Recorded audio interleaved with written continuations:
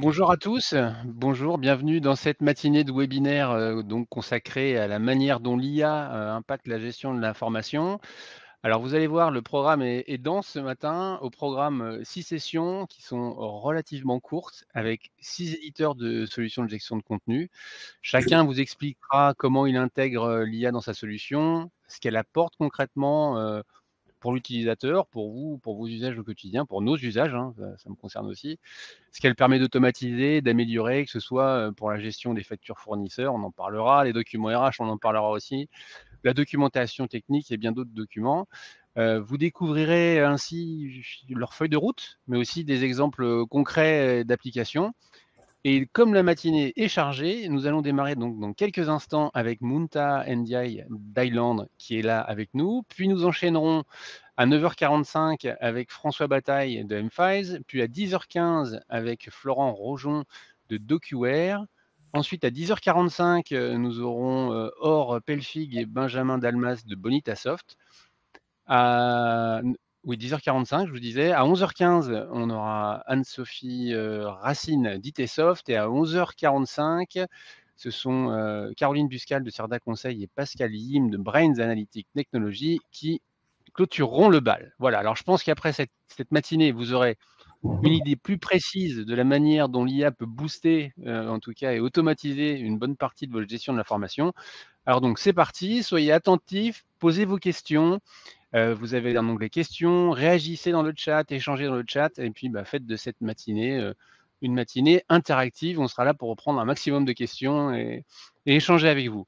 Voilà. Alors, pour démarrer, Muntaha, peut-être peux-tu te présenter et puis présenter Island. Bonjour Eric, et encore une fois de plus, merci de nous accueillir et de me donner l'honneur de démarrer cette matinée tout en étant enrhumé. Mais bon, je pense que c'est la période, tout le monde est un peu dans. Attends, c'est rien, tu vas voir Fabien après, Fabien va arriver, il a une voix de stentor, il est au-delà des temps enrhumés. Excellent. Donc en fait, je suis en charge de l'écosystème Highland Europe. Donc les ventes et les programmes. Et pour faire très très court, Highland, c'est une société américaine spécialisée dans la gestion de l'information depuis 30 ans, avec 15 000 clients dans le monde, à peu près 4 000 salariés dans plus de 20 pays, et puis focalisé sur tout ce qui est ECM, GED, BPM, donc la gestion de l'information dans les entreprises. Voilà. Ok, parfait. Et Et alors donc, éditeur des logiciels Alfresco et Nuxeo, Cocorico pour Nuxeo, une solution de gestion électronique de documents open source française, et Alfresco aussi, une des rares solutions open source dans cette industrie. Voilà. ok, et alors donc quand on parle de l'IA, parce que c'est l'IA générative, hein, l'IA au sens large aussi, comment elle s'intègre dans ces solutions? Quelle est la feuille de route, la vision d'Island et comment cette solution, cette IA permet aujourd'hui, là maintenant tout de suite, pour ceux qui s'équipent ou ceux qui sont déjà équipés, elle permet de booster justement toute la gestion de l'information au quotidien. Alors, je vais vous proposer de prendre un petit recul, par contre, ok? Parce que j'aimerais qu'on regarde le rapport entre la GED et l'IA sous deux angles, ok?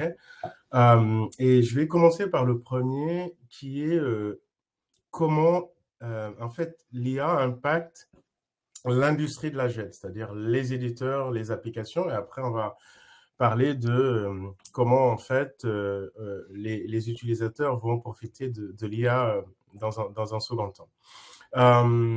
Comme les utilisateurs, en fait, nous, en tant qu'éditeurs, on a été frappés par l'arrivée de l'IA. Et grosso modo, on a été impacté sous trois angles. Les fonctions qu'on propose, vous savez, une solution de gestion électronique de documents, c'est non seulement le repository, mais c'est en général 200 fonctions. Ces 200 fonctions, c'est entre guillemets le plan de classement, la gestion des archives, la gestion des métadonnées, la gestion des sécurités atomiques sur les documents. Donc, grosso modo, quel que soit l'éditeur, on a environ 200 fonctions comme ça de gestion électronique de documents. Et ces 200 fonctions ont été impactées par l'AI parce que l'AI le fait mieux. C'est-à-dire aujourd'hui, on a vu que, par exemple, le classement des documents dans une arborescence ou la recherche est amélioré de plus de 50% quand on a un moteur AI qui est implémenté. Donc, on est obligé de revoir nos codes, on est obligé de revoir nos outils. Pourquoi j'en parle? C'est pour que l'ensemble des auditeurs sachent que d'ici 1 an ou 2, dans leur choix, ils vont être impactés par ça. Parce qu'on est obligé d'avoir de l'AI dans nos produits et l'AI, malheureusement, est chez les hyperscalers. Je commence à parler de ça parce que c'est un peu, on va dire, le mur que personne ne veut voir. On a vu des sociétés qui ont voulu, en fait, développer des couches AI en interne par protectionnisme, pour des très bonnes raisons, hein, souvent. Mais on forçait de constater que pour entraîner ces modèles, pour les mettre à jour, pour maintenir leur pertinence dans le temps, aujourd'hui, c'est une bataille qui est largement drivée par les hyperscalers. Et ces hyperscalers, que sont les Amazon, les Google, etc., sont sur le cloud.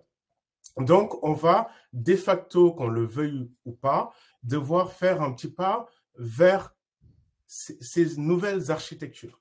Donc, quand vous pensez solution de GED, dès maintenant, parlez-en, parce qu'il va falloir aborder sérieusement cette question de là où se trouvent les moteurs AI, non pas de quel LLM on parle, par exemple, avoir un sujet OpenAI ou Llama, etc., ça n'a aucun sens. Mais se dire, j'ai besoin d'une fonction de résumé de document, j'ai besoin d'une fonction de conversion, etc., etc. Donc ça, c'est le premier point. C'est comment l'industrie de la GED est impactée justement par ces hyperscalers, par ces fonctionnalités qui vont venir. Le deuxième, c'est comment on va recruter nos développeurs. Nos développeurs vont changer avec l'arrivée du prompt engineering. Donc, on va modifier aussi nous-mêmes nos façons de produire du code, etc., etc. Et troisièmement, on va modifier aussi nos structures de fonctionnement, c'est-à-dire nos fonctions de support, comment donner nos documentations techniques aux utilisateurs, etc., etc. Donc, en fait, on est nous-mêmes, de la même manière qu'une banque, une société de transport et logistique, on est impacté par l'AI au sein de nos propres produits. Donc ça, c'est comment l'AI a bouleversé le monde de la GED. Maintenant, il est critique de voir aussi l'autre aspect, qui est de se dire que je ne peux pas faire aujourd'hui un projet réussi d'AI si je n'ai pas en place un système de gestion électronique de documents. Je m'explique. 65% du temps passé dans un projet AI classique n'est pas dans le LLM, de toute façon, enfin, ou dans le moteur AI, etc., etc. C'est une lapalissade, cette chose. Elle est connue, enfin, on va chercher le bon ingénieur, le bon prix, etc., etc., on y va. Que ce soit dans le secteur public pour traiter les demandes, la gestion des archives, la gestion de la documentation projet dans la construction, etc. On a des tas d'exemples où les moteurs AI sont là. Mais 65% du temps est passé à trouver la bonne information. Le fait de versionner le document, c'est-à-dire je donne à mon moteur AI une information, si je versionne pas le bon document, de toute façon, on va avoir des hallucinations, on va avoir des fausses réponses. Donc aujourd'hui, avoir un référentiel dans lequel les documents de l'entreprise sont non seulement cartographiés, structurés, okay, sécurisés, ça va éviter des plats de spaghettis à n'en plus finir avec des moteurs AI qui se connectent dans un endroit de l'entreprise pour aller chercher la bonne information.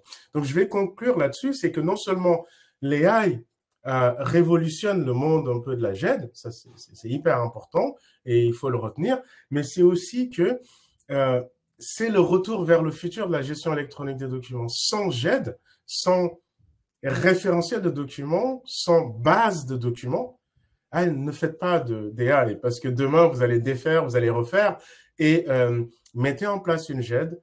Posez-vous la question des fonctions à utiliser, résumé, conversion, gestion des plans de classement, surveillance de la réglementation. Restez à ce niveau-là et éloignez-vous de la discussion autour de tout ce qui est RAG, LLM, bot, etc., parce que tout ça, ça va finir au niveau de l'OS, en fait. Et on le disait au début, quand il y avait les réseaux sociaux, je me rappelle, tout le monde voulait être un expert des réseaux sociaux et finalement on se concentre sur l'usage. Donc laisser les LLM au système d'exploitation, ça va finir dans le cœur de Microsoft ou de Linux ou de Mac pour ceux qui utilisent ces systèmes d'exploitation. Et voilà, il y aura des super éditeurs qui vont construire les couches qui vont vous permettre de bénéficier dans l'assurance de tout ce qu'il faut pour traiter les réclamations, de tout ce qu'il faut pour restructurer les 50 ans de dossiers vie qui traînent dans des gros référentiels qu'on n'a pas le temps d'aller interroger pour voir qui est qui et proposer de nouvelles offres.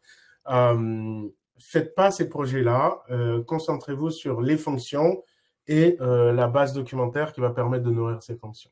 Voilà. Alors juste une petite question parce que quand tu présentais et que tu disais que l'IA était portée par les hyperscalers, par Amazon, AWS et tout le reste, tu avais l'air de le dire d'une manière un peu négative, que c'était quelque chose qu'on voulait pas voir et pas admettre. Mais pourquoi ce serait négatif?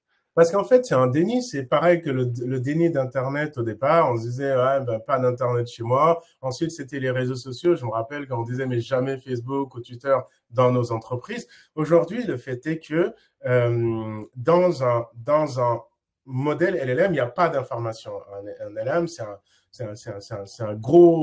une grosse matrice mathématique de données.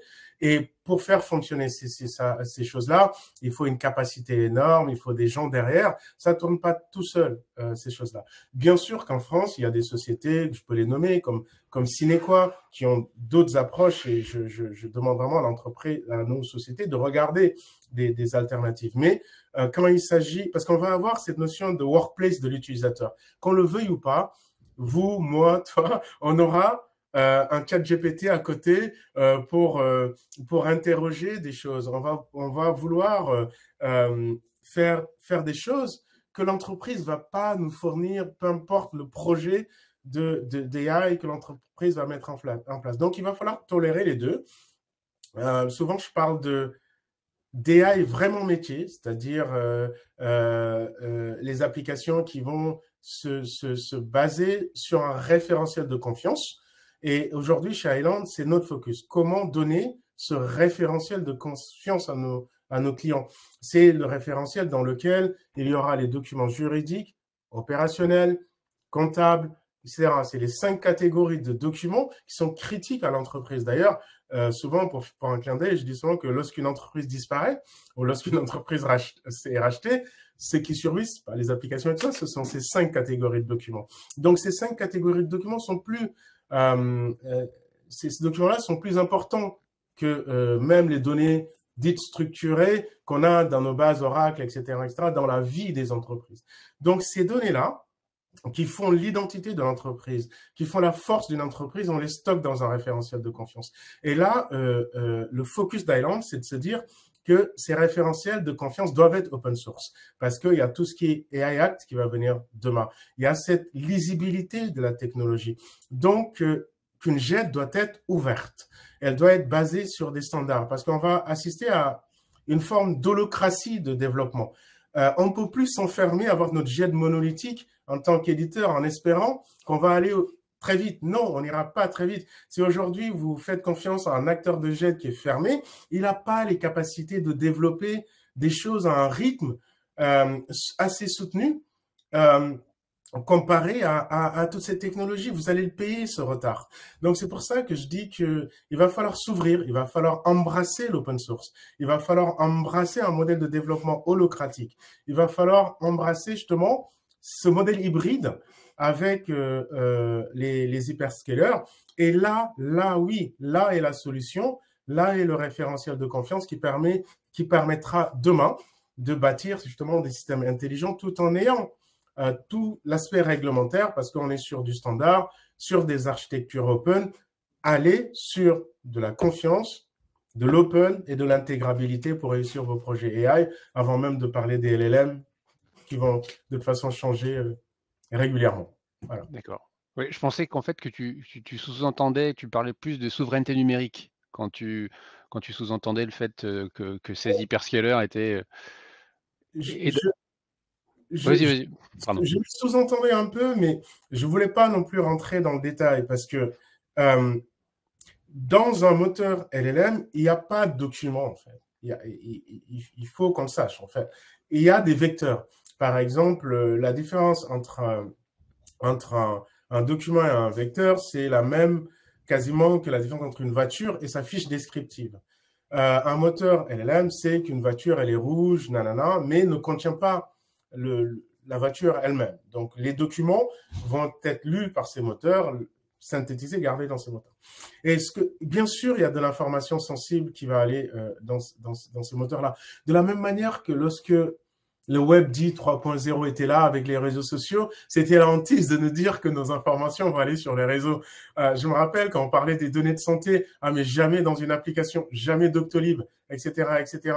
Oui, la question se pose. C'est pour ça que j'avais un peu, en me disant, ça mettra un peu de temps parce qu'on va parler de souveraineté numérique, etc.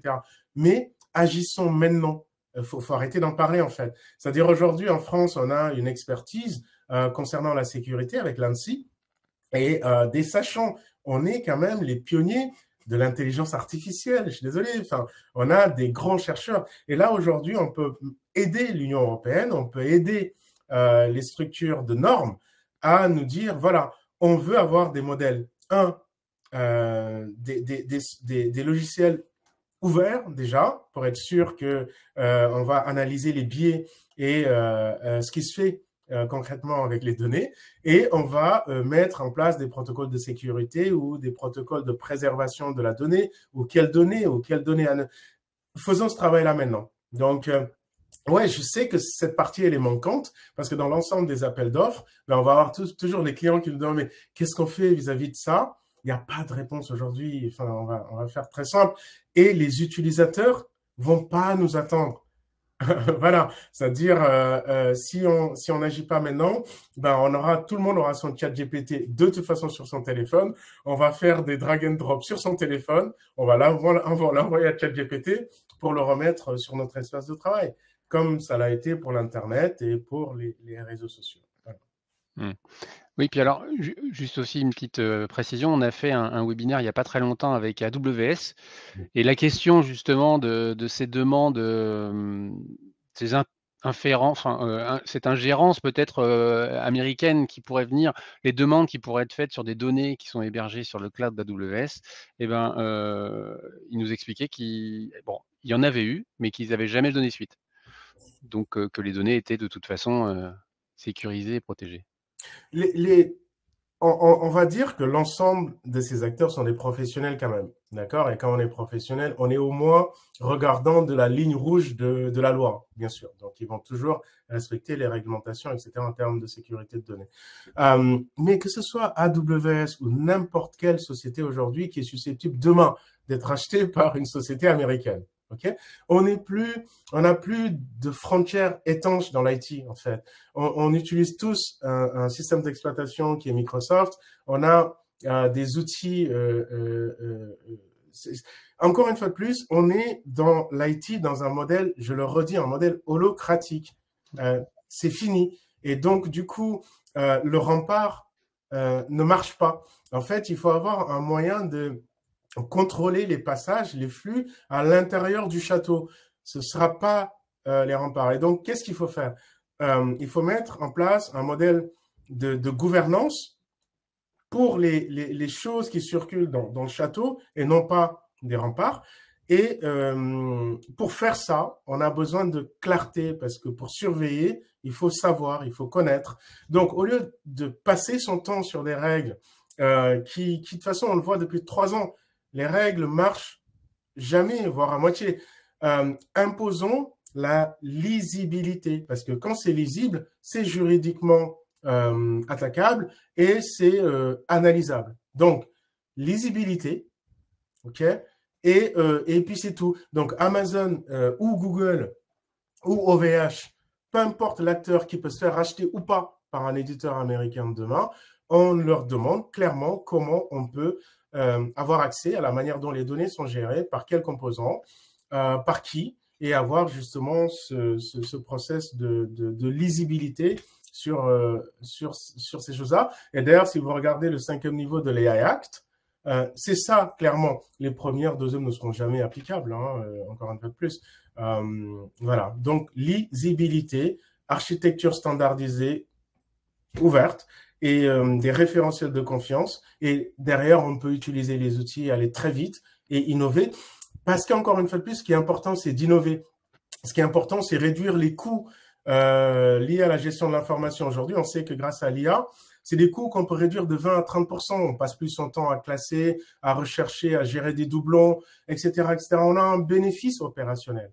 On a un bénéfice aussi au niveau des coûts d'exploitation parce que là où il fallait faire des gros batchs de conversion de PDF ou etc., etc., on a des moteurs aujourd'hui qui nous permettent d'aller très vite. Donc, l'IA est une très bonne chose. Et elle permet d'innover aussi. Elle permet, par exemple, dans le monde de la pharma, d'améliorer tout ce qui est gestion des essais cliniques, par exemple. On gagne mais 70% de temps en plus. La partie conformité réglementaire, on a... Alors de quelle manière? De quelle manière? Comment? À quel niveau? C'est simple. Là où il fallait des hommes pour aller lire les informations, exécuter les tableaux statistiques et en faire des synthèses, 3 ou 4 mois, avec des risques de perdition d'informations, etc. Là, lorsqu'on va fournir ces essais cliniques, quel que soit le format, donc on peut avoir un document rouge, bleu, écrit comme ça, un autre vert, jaune, écrit d'une autre manière, l'AI est capable de regarder tout ça en un temps record et d'en faire une synthèse qui dépasse la capacité humaine de synthétiser ces informations dans un temps record et en extraire l'essence. Pas parce que l'AI est intelligent, c'est parce que notre intelligence est appliquée à une vitesse plus rapide. C'est ce que je dis souvent. Les algorithmes utilisés derrière les moteurs AI, que ce soit les K-means, les algorithmes statistiques de clustering, existent depuis 50 ans. Okay? C'est pas l'algorithme statistique qui est nouveau, c'est juste que ça calcule plus vite aujourd'hui et ça va plus rapidement. Donc, ouais, pour les labos pharmaceutiques, les essais cliniques, ça va changer. La conformité réglementaire, pareil. On devait surveiller tout dans la notice, dans la virgule, etc. Aujourd'hui, les moteurs AI permettent de faire ça. Et ne parlons même pas de la gestion des chaînes d'approvisionnement qui sont critiques par rapport à la date de péremption, des endroits, de la météo, etc. Ces choses-là vont être données à l'AI. La maintenance prédictive va être donnée par l'AI. Mais pour que ça soit efficace, il faut que l'AI repose sur des référentiels de confiance. Sinon, on va bâtir sur, au début, quelque chose de propre, mais la poubelle qui va rentrer dans les données mises à jour, si on n'a pas un système pour gérer les mises à jour de données qu'on donne à l'AI, la sécurité aussi, dans un an, on va défaire. Donc, un super référentiel de confiance. Et ça, je suis désolé, c'est de la GED. C'est le retour, donc je le redis, vers le futur de la gestion électronique de documents. Ça prend son sens en 2024 parce que c'est un must-have. On ne peut pas faire de l'AI sans un socle de gestion électronique de documents. Oui, donc finalement, la recette, c'est déjà arrêter de produire du papier, tout dématérialiser, tout digitaliser, organiser ces données, bien les gérer. Et ensuite appliquer donc à tous les cas d'usage. C'est-à-dire qu'aujourd'hui, donc chez Highland, on va dire que l'IA peut s'appliquer à des tas de cas d'usage différents, de la finance à la gestion de la conformité dont tu parlais ou la logistique. Oui. Aujourd'hui, je vais pas faire de l'anglicisme en disant the sky is the limit parce qu'à un moment, on aura toujours des limites et moi, je suis assez pragmatique, mais on va découvrir des usages de l'IA. Moi, je m'attendais jamais que ma fille m'apprenne des choses sur TikTok, etc., etc. Voilà. C'est-à-dire, ce qui va nous arriver sur l'IA, on ne le sait pas aujourd'hui. Non pas que c'est dramatique, non. On aura des belles choses ou ce sera des révolutions. C'est la différence entre une évolution et une révolution. C'est-à-dire, il va y avoir des choses qui vont changer. Et on va pas c'est pas forcément une évolution. On va pas rester sur nos zones de confort et avoir du plus. Il y a des choses qui vont être disruptées, mais disruptées pour le meilleur. Dans le monde de la finance, donc on va gérer des portefeuilles aujourd'hui, l'AI va permettre de mieux expliquer à son client que veut dire son portefeuille, parce que le client va vouloir pouvoir poser des questions qu'il ne posait même pas à son gestionnaire parce qu'il sait que la personne va au pire lui raconter chinois ou rien comprendre. On va On va changer les rapports de force dans la finance. On va améliorer la gestion de la relation avec les citoyens dans les mairies, dans le sens où on va classer les documents de la cantine, etc., etc. Et un moteur AI va nous permettre de rapidement répondre à la question: est-ce que mon enfant mange bien à la cantine scolaire de la mairie, par exemple? Je prends ces exemples aussi simples, mais c'est les exemples de demain qui seront implémentés dans chaque mairie, dans chaque centre de loisirs, parce que les gens vont vouloir poser des questions et ce sera un service qu'on va donner. Dans le monde du transport et de la logistique, c'était un monde assez relationnel en base de données. Mais aujourd'hui, on se rend compte que beaucoup de choses sont en SMS, en email, dernière minute, sur ce qu'on appelle les derniers kilomètres. Et je suis désolé, ce dernier kilomètre, la pertinence, la richesse de ce dernier kilomètre n'est pas dans le système de gestion centralisé avec les données structurées. Donc, il va falloir intégrer tout ça dans des moteurs AI qui vont faciliter les échanges pour nous. Donc, l'AI, pour moi, va se reposer sur de la gestion électronique de documents pour bien cartographier les informations, bien les sécuriser et toujours donner la bonne information au bon moment au moteur AI. Et on va utiliser ces moteurs-là pour fournir des services, des solutions. On va innover sur nos gestions de contenu. On va avoir le responsable qualité qui va se réveiller un matin et va dire: mais j'ai toutes ces données, mais je peux en faire ça. Et ça peut aider la partie R&D parce que c'est un temps d'échange qu'on n'avait même pas. Ça peut aider le marketing parce que la personne de la qualité va se rendre compte que, en fait, il y a tel ou tel mot qui est plus ou moins utilisé lorsqu'on déclare des incidents, etc., etc. Peut-être qu'il faut revoir le positionnement de l'entreprise, j'en sais rien. Et c'est cette partie-là, cette partie non visible de l'iceberg qui va être un peu mise à jour dans les 2 prochaines années et qui vont faire que vouloir faire soi-même en interne est quasiment de la folie. Voilà, il faut trouver un moyen d'ouvrir nos chakras et de se connecter et d'avoir un contrat de confiance avec un acteur AI. Moi, je préfère les Français, si c'est possible, mais si c'est pas possible, un hyperscaler. Mais ce sera un contrat de confiance pour fournir ces services. Et ces services nous rendront des super belles choses si on respecte la structuration de l'information en amont. Alors, il reste quand même une question.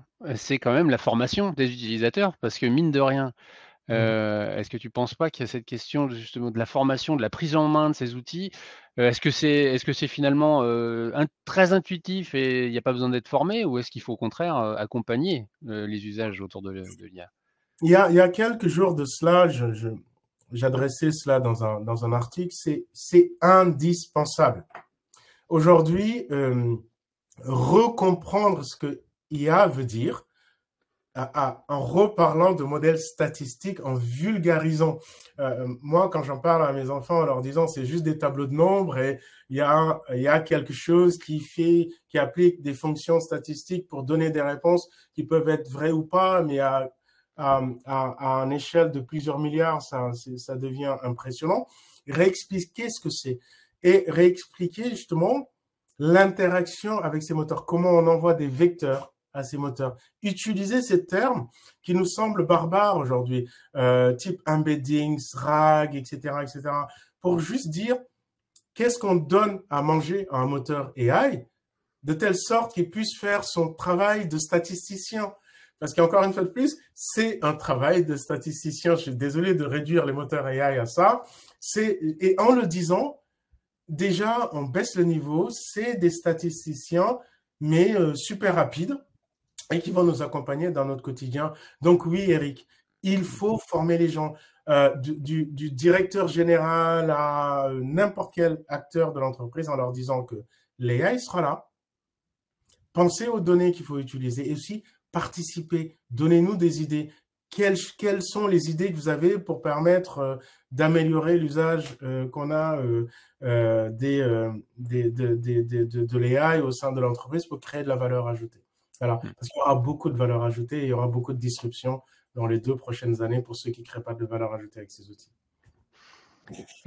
Super, merci Munta pour cette. Voilà, c'est un décor est bien planté pour cette matinée. Je pense que c'était intéressant de dialoguer avec toi. Merci. Donc, j'ai vu que Marielle avait laissé dans le chat un contact chez Island, si vous voulez. Et puis, de toute façon, vous aurez aussi les contacts de Munta par la suite, à l'issue de cette matinée.